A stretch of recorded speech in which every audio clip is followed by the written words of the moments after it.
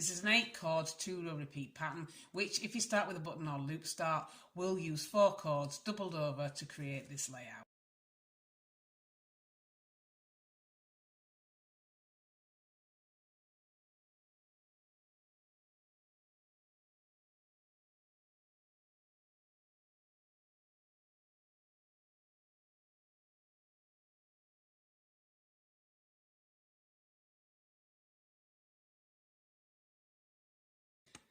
For your first row, you want to work the chord in position 2 over the chord in position 1 using a hitch knot.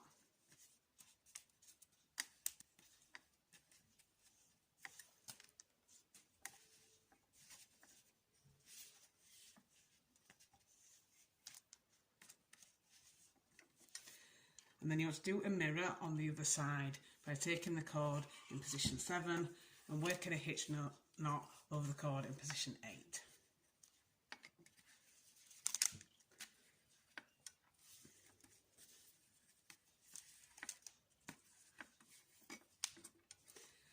And to complete your first row, you want to take the chords in positions 3 and 6 and work a square knot over the chords in positions 4 and 5.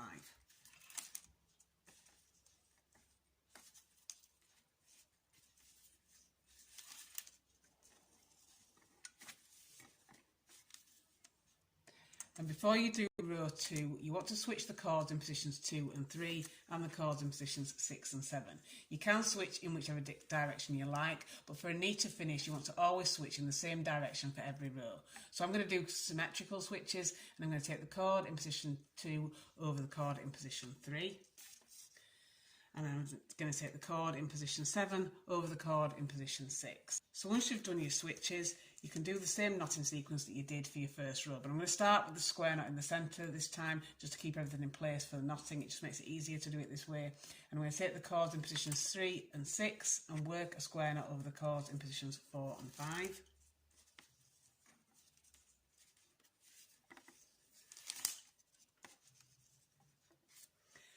And then I want to take the chord in position 2 and do a hitch knot over the chord in position 1.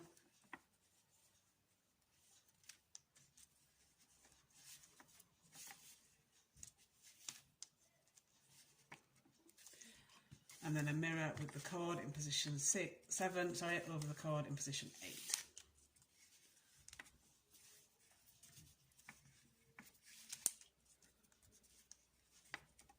And then again, before doing the third row, I want to do my switches again. So I'm going to take the chord in positions 2 and 3, and I'm going to bring 2 over the top of 3.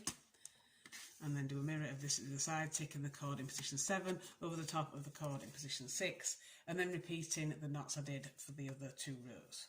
So a square knot with the chords in positions 3 and 6 over the chords in positions 4 and 5. And chord 2 in a hitch knot over chord 1.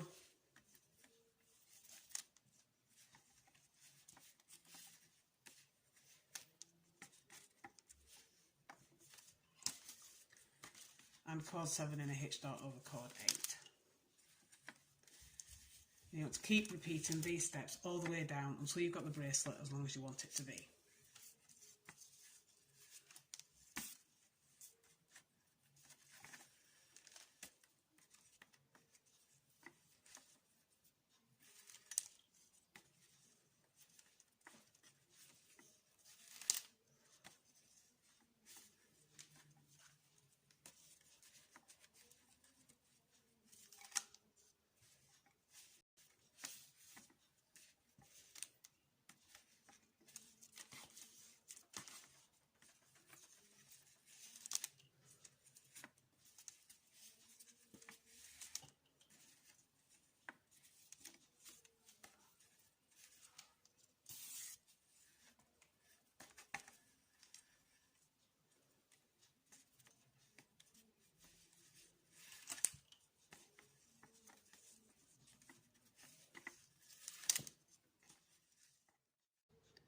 And when you finish, you should end up with something that looks like this. So I began with the button fastening, but you could do whichever fastening you prefer.